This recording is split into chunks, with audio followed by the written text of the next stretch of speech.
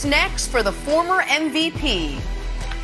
Ben Simmons says he wants out of Philly and he's prepared to skip training camp. So which team needs to pull off a trade for him and soon? And could 20-0 really be on the board for the Kansas City Chiefs? Good Wednesday morning, everyone. Welcome to First Things First, alongside Mr. Chiefs fan Nick Wright, Chris Broussard, Kevin Wilds. I'm Jenna Wolf. Nick, where's the lie? Where's the loss? I think I'm with you at 20-0. What say you?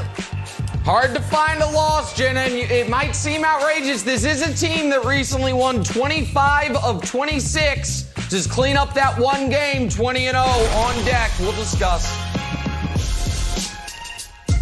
Coulda, shoulda, woulda. We will get to the Chiefs in just a bit, Nick, but we got some bigger fish to fry this morning. The end of the Cam Newton era in New England after Bill Belichick, I would say, led us all to believe all preseason long that Cam was the team's QB1. The Patriots went and released him yesterday, paving the way for rookie Mac Jones to be the man for the franchise. Cam posted this on Instagram after the news broke. I really do appreciate all the love and support during this time, but I must say, please don't feel sorry for me. Hashtag I'm good. Nick, I'll just say it. I was surprised. I was shocked when I read this yesterday. It happened right after we got off the air. What do you think happened? Why do you think this happened? Well, listen, Mac Jones is the starter because he outplayed Cam Newton. He has more upside. He is tied to the team far longer. Mac Jones is the starter for all the reasons that I laid out on Monday when we were discussing who was going to be the week one starter. Cam Newton has been released, I feel, and I think it's pretty clear, because of his COVID-related absence. That didn't cost Cam Newton just his starting job. He might have lost that anyway. But that did cost Cam Newton his actual job. And this isn't, I'm not trying to force, I know some people look at established science and vaccines as some type of propaganda. I'm not trying to force that down anyone's throat. It's just the logical conclusion to the sentence of, we want Brian Hoyer more than we want Cam Newton. And I know, by the way, Brian Hoyer got released yesterday too, but that's more of a salary cap roster kind of manipulation, machination thing. The Patriots right now only have one quarterback on the roster. They're going to bring back Hoyer or bring in another backup quarterback. So why isn't it Cam?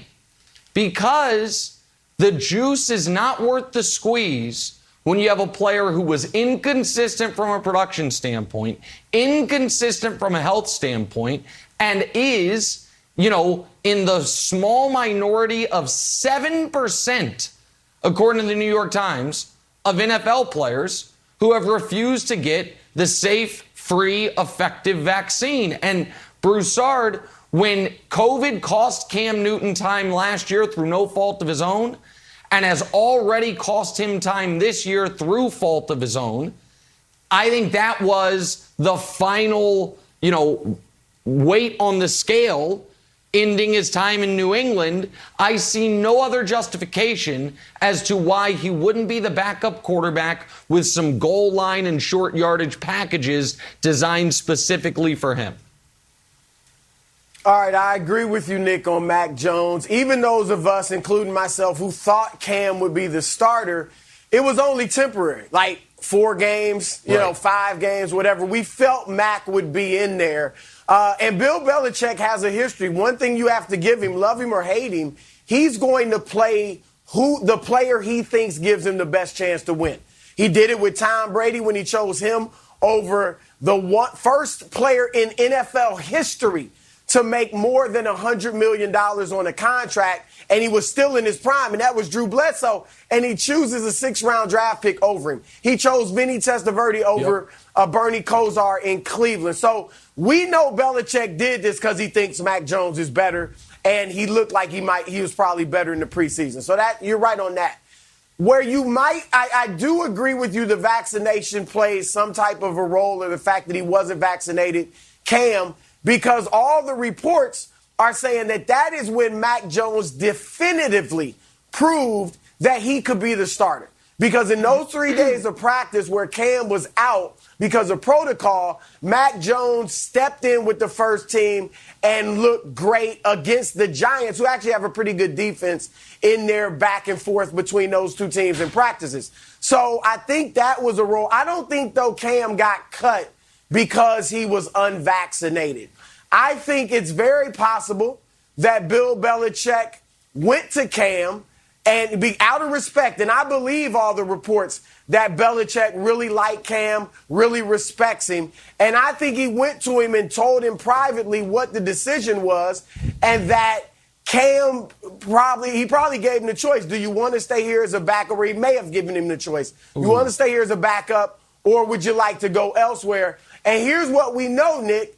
Cam does not want to be a backup. In January, he was on WEEI in Boston radio on the Greg Hill show. He said, if you're asking me if I want to be a backup, the answer is hell no.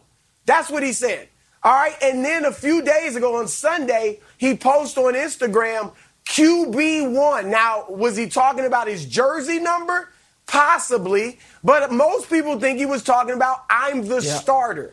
All right, Cam Newton is not ready to be a backup, I don't believe. And here's the last thing about this, Nick. Let me get this one point in. Mac Jones, as you said correctly, is their quarterback of the future. I don't think you want Cam coming in every fourth or fifth possession with some type of gimmick series. Yeah. And you notice, if Mac struggled, because the Patriots have designs on the playoffs. If Mac struggled, the coaching staff might not feel this way, but fans, media, and even players in that locker room who have respect for Cam Newton would probably start whispering, if not clamoring, why don't we go with Cam? That's fair. Why don't we see what Cam can do? And I don't think you want your rookie QB in that position. And I buy into that a bit. Wilds, what Broussard said, and we'll have Mangini on later in the show, and we can bounce this off him as well. What I don't believe at all is that when Bill Belichick is picking his 53-man roster, he gives a damn what anyone's feelings are. If he thought Cam Newton was their best option at backup quarterback, he's keeping him. He's signed to a contract. They're paying him. Cam has nowhere else to go. I do not think it's like, well, I'd like to keep you, but Cam, what do you want? What are your hopes and dreams? I don't think and I do believe Belichick respects Cam.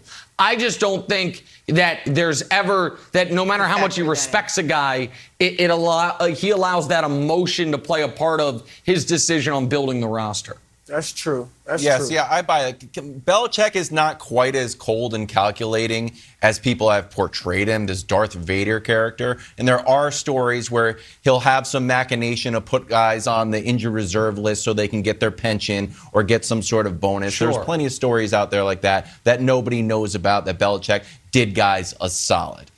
But I think you are right that I lean more towards vaccination than I do with winning games. Belichick's going to talk at 8 o'clock. We'll get that to you as soon as possible and discuss it later in the show. But here's why I think Nick's vaccination theory makes sense.